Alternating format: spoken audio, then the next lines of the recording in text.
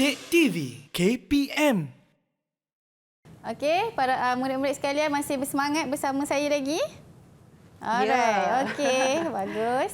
Okey, kita akan pergi kepada slide yang seterusnya. Okey, di sini cikgu akan terangkan tentang analisis SWOT. Okey, di mana analisis SWOT ini merupakan salah satu kajian yang kita buat.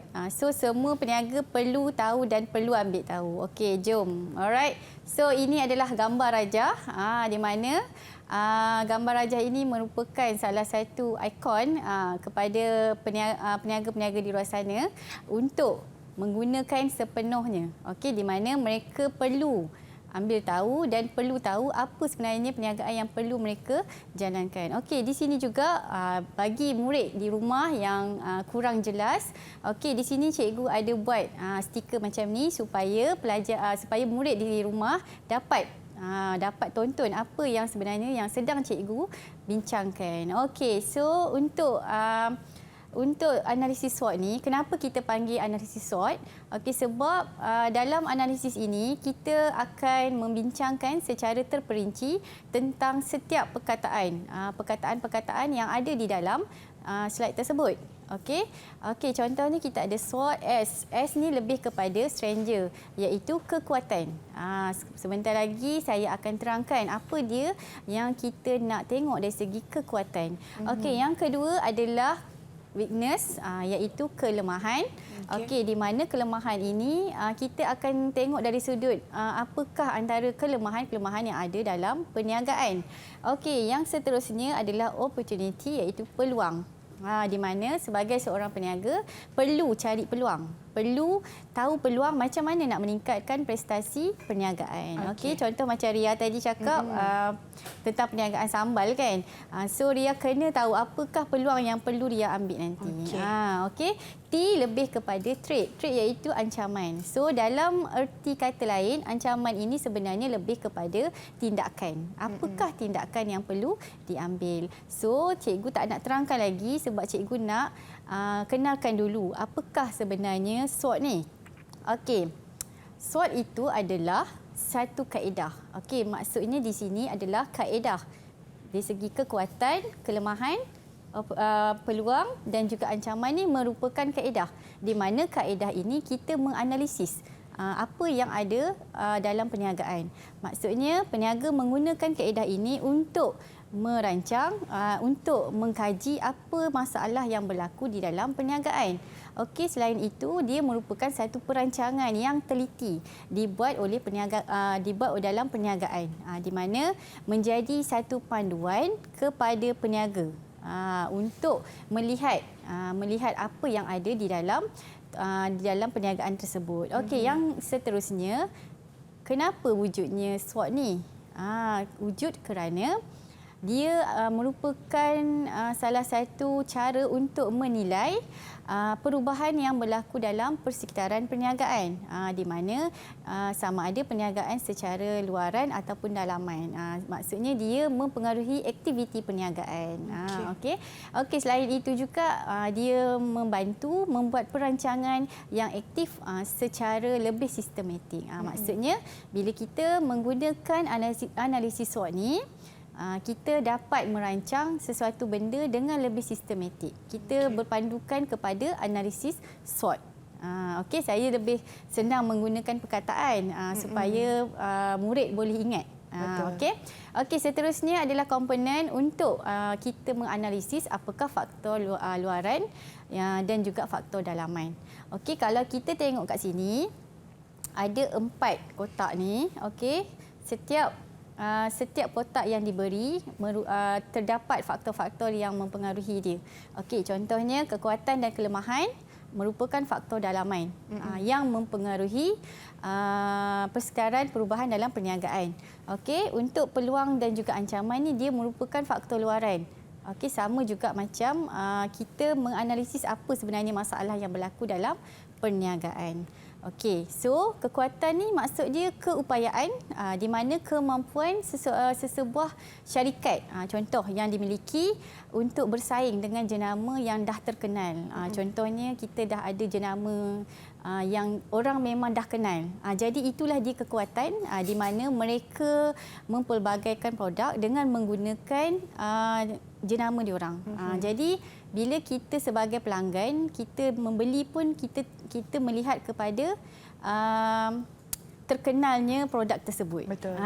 Okey, selain daripada itu, mungkin juga dari segi sumber keuangan yang kukuh, hubungan yang baik dengan pelanggan. Okey, seterusnya dari segi kelemahan, iaitu di mana kekurangan ini wujud melalui sumber tenaga, iaitu tenaga kerja lah. Samping itu juga mungkin dari segi kepakaran. Okey, mungkin peniaga kurang mempunyai skill untuk memasarkan produk, membuat penambahbaikan dan sebagainya. Inilah antara faktor-faktor dalaman yang ada dalam analisis SWOT. Okey, contoh kalau tadi kekuatan jenama terkenal, kalau untuk kelemahan mungkin jenama kurang terkenal. Jadi dia tak ada daya tarikan. So kita pelanggan kita boleh membuat pilihan. Itulah antara kelemahan yang terpaksa dihadapi oleh peniaga. Okey. Okey, seterusnya adalah peluang.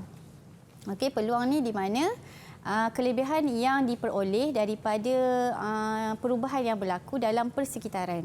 Okey, contohnya penggunaan teknologi yang wujud dalam perubahan cita rasa pengguna.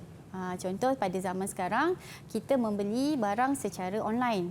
Sama ada barang atau perkhidmatan yang kita gunakan. Jadi ini merupakan salah satu platform di mana para peniaga menggunakan teknologi sebagai salah satu kaedah untuk memasarkan produk, untuk membuat pengiklanan dan juga sebagainya.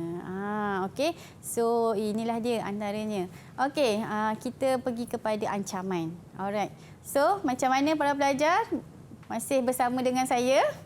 Masih. Okey, masih Okey, ancaman merupakan sesuatu perubahan daripada persekitaran luaran. Okey, persaingan yang boleh menjejaskan kepada perkembangan perniagaan. Okey, contoh perubahan pengumbalan undang-undang dan kemelesetan ekonomi yang berlaku. Okey, di mana kita nampak sesuatu ekonomi itu berlaku akan menyebabkan perniagaan itu akan merosot. Okey. So, okey, kita pergi kepada soalan. Okey, untuk soalan yang kelima. Okey, mungkin ada sesiapa yang berminat untuk menjawab. Okey, Mawar. Teruskan, Mawar. Pilih pernyataan yang benar berkaitan analisis SWOT. Okey. Saya jawab C. Peluang dan ancaman ialah komponen untuk analisis luaran. Okey, terima kasih Mawar. Okey, untuk soalan berbentuk macam ni, okey, dia meminta awak memberi fakta. Okey, so dia tanya berkaitan apakah yang benar melalui analisis SWOT.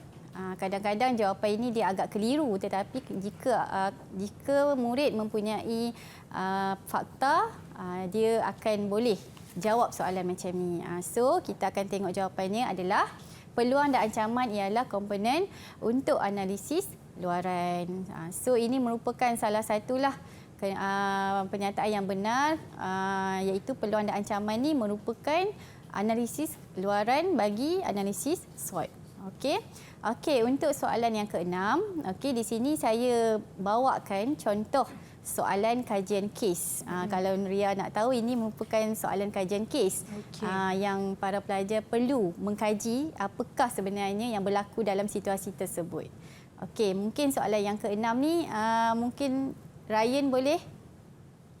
Boleh Ryan? Boleh. Okey. Okey, Ryan.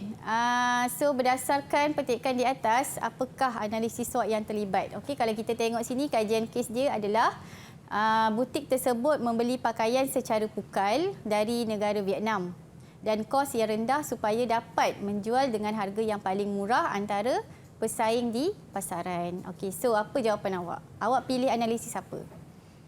Analisis SWOT yang terlibat ialah kekuatan dan peluang. Kekuatan dan peluang. Okey, kenapa awak pilih kekuatan dan peluang? Sebab dari aspek kekuatan, kedai butik itu sudah membeli kain. Sorry. Membeli kain secara pukal. Modal yang banyak. Okey. Okey. Dia dapat membeli secara pukal. Okey. Dan dari aspek peluang, dapat membeli barang daripada negara Vietnam dan menjual pada harga murah di pasaran tempatan. Okey, betul. Okey, sebabnya jawapan untuk soalan berbentuk macam ni perlu ada kaitan dengan petikan. Jadi ini memberi ruanglah kepada pelajar sebenarnya jawapan dah ada. Cuma keluarkan sahaja daripada petikan. Okey, so ini antara jawapan contohlah yang ada dalam soalan tersebut tadi, iaitu di mana analisis SWOT yang terlibat dalam pernyataan tersebut ialah kekuatan dan peluang. So ini adalah fakta. Contohnya, so ini adalah huraian. Jadi pelajar kena huraikan. Okey. Dari aspek kekuatan, butik tersebut mempunyai modal yang banyak kerana membeli kain tersebut secara pukal. So ini adalah huraian dia. Sebab ini adalah kekuatan dia. Maksudnya syarikat tersebut mempunyai banyak modal. Dari segi sumber kewangan dia kukuh. Okey. So dari segi peluang dia bijak sebab dia boleh menjalinkan hubungan dengan negara Vietnam. So ini huraian dia lah. So ini dah menegakkan jawapan dia dan orang kata mengkuatkan lagi dia punya fakta dan huraian. So inilah antara topik ataupun cara nak menjawab untuk mendapat markah yang banyak. Baiklah. Cikgu, Ria ada soalan cikgu. Macam tadi saya membuat perniagaan sambal bilis cikgu dan Ria kena pasti ada perubahan dalam perniagaan Ria. Jadi macam mana Ria nak tahu apakah cara ataupun langkah yang boleh Ria ambil untuk mengatasi masalah perniagaan tersebut? Okey, untuk soalan Ria tadi, okey, kita boleh tengok pada SWOT yang kita buat iaitu analisis lah. Mungkin dari segi soalan yang Ria tujukan tadi itu mungkin masalah dari segi ancaman. Okey, sebab kita tahu ancaman ni merupakan persaingan. Mungkin di luar sana ada jual sambal juga. Itu adalah persaingan. So ini merupakan ancaman. So apa yang Ria perlu buat? Dia perlu tahulah macam mana cara untuk mempelbagaikan produk. Mungkin